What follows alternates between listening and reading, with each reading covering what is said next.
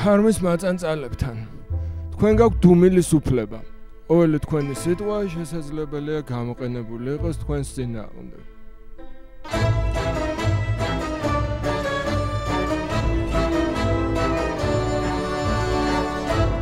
Besame.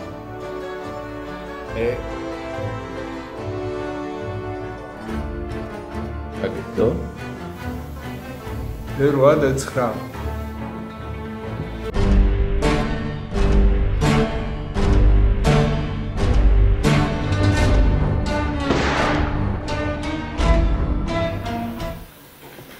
Teotri de khut.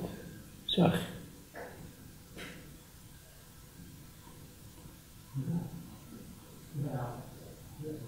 Shakhs-ზე როქი არ შეიძლება, ხო?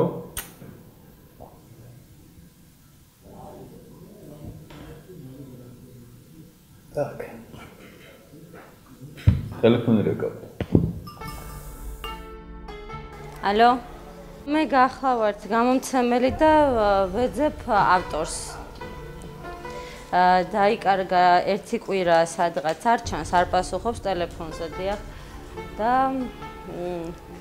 არ გამოჩენილა დღეშვით საათზე პრეზენტაცია, დღეს ნამდვილად უნდა გამოჩენილიყო. ხო და უკვე ძალიან ნერვიულობ. შამგია დაიკარგაო. პოეტი. მაგის წიგნი ვნახე, ქვია დაუჯდომელი. და ისე შთაბეჭდილება დამებადა, რომ ეგ ბიჭი დიდხანს ვეღარ იმდიდა ესე დაუჯდომელი. მოლი მოსვეს. დათრებოდა დაიკარგებოდა. არ დაიკარგებოდა, ეგეთებს არაცოცხლება. ავიდეთ.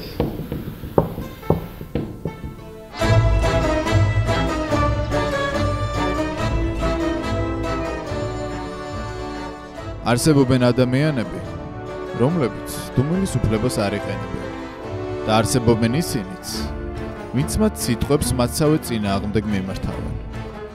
ყველა მიცის, კარგად გაყიდვადი პოეტი, მკვდარი პოეტი. ერთი მკვდარი პოეტი ყველა პატარა გამომცემლობას არგებდა. პატარა გამომცემლობის დიდი ჯეკპოტი. ნახე, ერთი კვირის წინ შევთანხმდით ტირაჟზე, ფასებზე, რაღაცებზე პრეზენტაცია დავგეგმეთ. მე ერთხელ მოვახერხე დაკავშირება რაღაცა დეტალის შესათანხმებლად და იმის მერე ვეძებ. ძალიან ისეთი პუნქტუალური ავტორია, ესე არ დაიკარგებოდა რა უმიზესოდ. დეპრესიაში ხო არ იყო? ანუ სუიციდს გამორიცხავთ? ჩამოგითვლით დეპრესიულ ავტორებს ყველა, მაგრამ არასდროს არ შემიჩნევია დეპრესიულობა. მართალია დიდი ხნის ავტორი არ არის ჩვენთან. ერთი მაგრამ ნუ თანამშრომლობ სხვადასხვა საკითხებზე და დეპრესია ნამდვილად არასდროს არ შემიჩნევია. ესე არაფერი სადეპრესიო არ ქონდა, ისეთი წარმატებული ავტორიც და ასე შემდეგ. რამ გამოიწვია თქვენ დაინტერესება ამ ავტორით? რატო გამოეცეთ?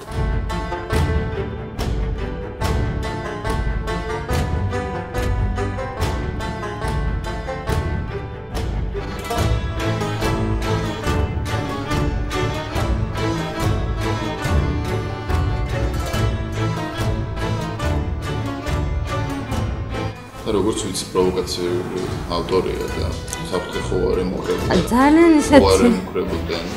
ძალიან დადებითი ადამიანია რა ურთიერთობაში, რბილი არ წავა, ყველა არ არის არც აგრესიული, არც მაჩხუბარა და არ მგონია. ყველაფერი შეიძლება მოხდეს. სავარაუდოდ კონკურენტები ეყოლებოდა საკუთარ წრეში ან შეიძლება თქვენი კონკურენტების ამბავიც არის, როცა ნახეს რომ ესეთი პოპულარული ავტორი, რომ გამომცემლობას გააძლიერებდა და გადაწყვიტეს, რომ მოიშორონ ეს ავტორი და ამით თქვენი გამომცემლობა დააზარალონ. წერლებში რომ კონკურენტები და მათ შორის შუღლია, კი ბატონო, მაგრამ ახლა მუტაცებამდე მისული მწერალი მე არ მინახავს. ჩემი კონკურენტებიდან ყველაფერს უშვებ, უბრალოდ ის რო პაატა ესეთი მაგარია ჯერ არ არიციან დარწმუნებული ვარ, მაგრამ 2-3 წელიწადში იხილავთ სხვა გამოცემებასთან აეჭვა შეგებაროთ. ეს წიგნზეც საინტერესო სიმბოლოა ჩამოაგავს სვასტიკას. რამე ხო არ შეგემჩნევიათ, რომ რამე სუბკულტურასთან ან ოკულტურ ჯგუფთან ქონდა კავშირი თქვენ ავტორს? მე რო ვიცოდე რომ მსგავსი დაჯგუფებები არსებობს თბილისში, მაშინ რაღაცა ეჭვი გამიჩნდებოდა. ერთადერთი ვიცი რომ არსებობენ ემოები და ემოებთან არაფერი საერთო არ ქონდათ. ნამდვილად არ იყო. აი ნამდვილად ემო არ იყო. აი რა ვიცი შეიძლება მის რაღაცა სხვა და კიდე შეიფაროს. ემო არ იყო.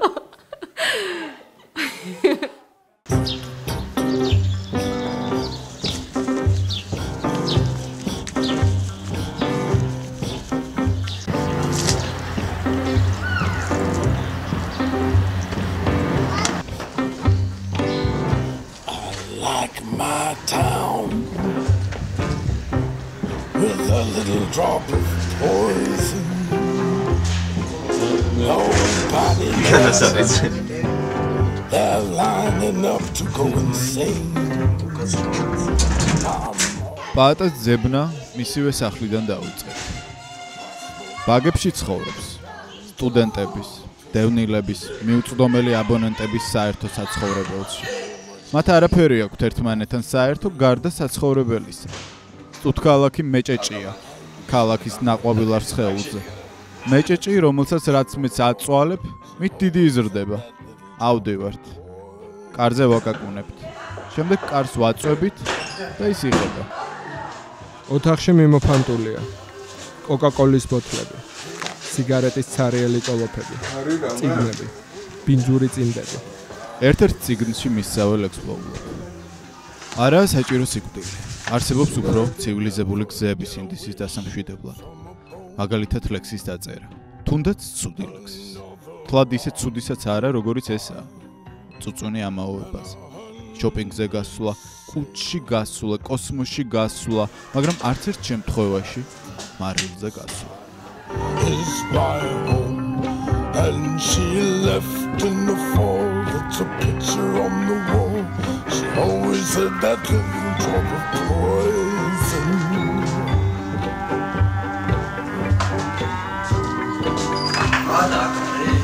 Oh, it's a beautiful daikara. Რამდენი ხანია გაჩას. თახმაური გავიდე ხო სახში ვიყაჩები. ოღონდ ნახე 26 მარტს. სრასაკე. იცი. ხო შეიძლება მოდიოდით ხოლმე რა. ეს საკმაოდ. დაკარგვამდე რამე ისე ხო არ უთხოვს გასმის ყველაზე დამოუკიდებლად. სასაცილებლად მიდიო.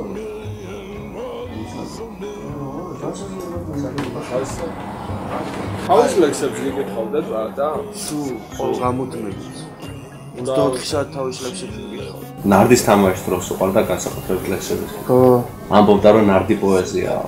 ამ თლიან ლექსებს გიკითხავდეთ თუ პატარა ტაიპებს წამოისროდა ხოლმე სატვირთულს. ძირითადად პირველ სტრიქონს კითხულობდი და მე ჩვენ ვაგრძელებდი. ყველგან რაღაც კოდი დევს. ჰიპერლინკებით არის სავსეს აბსოლუტურად ყველაფერს სადღაც. მაგალითად ის ლექსი. კიდევ ერთხელ სიკვდილის უადგილობის შესახებ, რომელიც დაგონებულია ნამდვილი ამბით და ალაგ-ალაგ შეგამაზებულია არაფრის მოწვევი მეტაფორებით. ძალიან უყვარდა.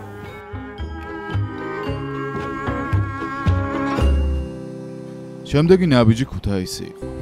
ინდუსტრიის მშენებელ ქალაქში დაუჯდომელის პრეზენტაციამდე ვიღაცას პაატა შამუგია საღამო დაეგეგმა.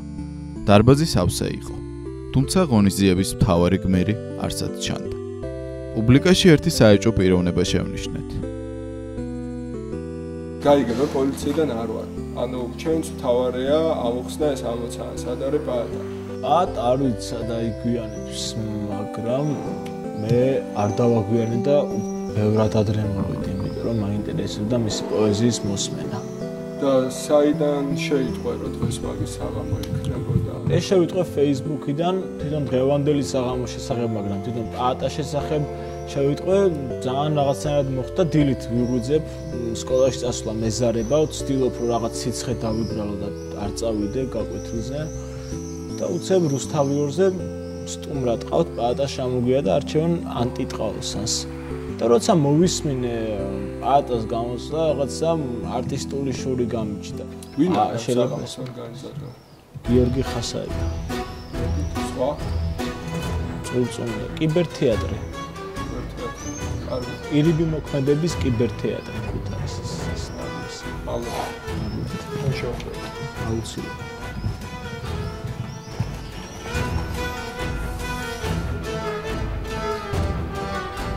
ერეკლე დეისაძემ გითხრა, რომ თქვენ იყავით ამ საღამოს ორგანიზატორები. ნუ რატო თოჯინების თეატრი და მანამდე თუ ქონდათ პაატასთან კონტაქტი და თუ იცოდით რომ აქ თვითონ თუ იცოდა რომ აქ მოდიოდა, იმიტომ დაკარგულია გამომცემელი ნერვიულობს. ისინი ჩვენ ვიცნობ პაატას, ჩვენის გავიცანით, მაშინ როცა კახუსა ჩოლოყაშვილი ჩამოასვენეს. და ჩვენ შევთანხმდით რომ მას დღეს აქ საღამო ექნებოდა. ის არ მოვიდა. თუმცა ჩვენ არ გქონია ადრე ესეთი საქმიანი ურთიერთობა პაატასთან და არ ვიცოდით მე ვფიქრობ ჯერ მიზეზი არ არის დადგენილი რატო არ არის დღეს პაატა ჩამოსული. შეიძლება ეს უბრალოდ მისგან უპასუხისმგებლო საქციელი იყოს და ანუ ეს საქმიანი ამცილება არ გქონია ურთიერთობის და მე უფრო აქეთკენ მიხრები რა. აი შემოგია. ალო? პაატა თქვენ ხართ? პაატა. ამ პასუხობს. გარდერობის უფროსმა გვითხრა რომ მან ერთი თოჯინა მიამსგავსა პაატას. ჩვენ ნახეთ ის თოჯინა. ის არ გავდა პაატას, ის გავდა სხვა პოეტს. პაატა შემოგიას კვალმა პენკლუბის პრეზიდენტთან. რატი ამაღლობელთან მიგვიყვანა. პაატა გაუჩინარებამდე პენკლუბში მუშაობდა. ის ქართველი მწერლების მუზეუმებში მოგზაურობდა და აგროვებდა მონაცემებს ახალი საიტისთვის. თუმცა ლიტერატურულ რუქაზე პაატა შემოგიას ასავალ-დასავალი არ ჩანდა. გალაქტური მუდმივად გაგვაფრთხილებს იმით, რომ მე მოვკვდები როგორც პოეტს შეფერის, მაგრამ პაატა ასეთ გაქრობაზე და გაუჩინარებაზე თავის წიგნებში არაზუსტ მინიშნებებს არ აკეთებს. ის ძალიან სოციალურია. ძალიან საინტერესო, განსხვავებულია და იმდენად განსხვავებულია, რომ მის ხელწერას გამოარჩევ და უკვე მიმდევრებიც გამოუჩნდა პაატას, ვთქვათ, სახელოვნებო სტილს და ეს მას წარმოაჩენს როგორც ინდივიდუალობას, საინტერესო პოეტს.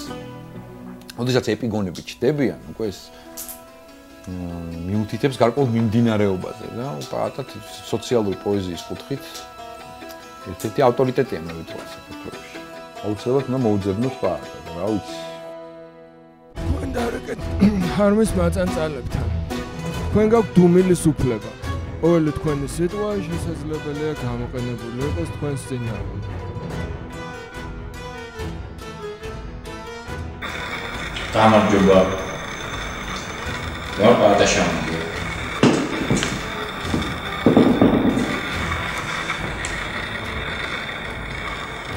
აუცილებლად უნდა